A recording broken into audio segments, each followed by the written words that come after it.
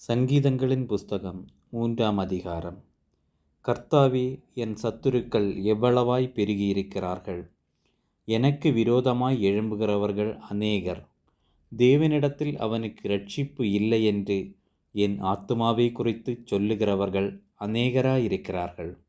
ஆனாலும் கர்த்தாவே, நீர் என் கேடகமும் என் மகிமையும் என் தலையை உயர்த்துகிறவருமாயிருக்கிறீர்.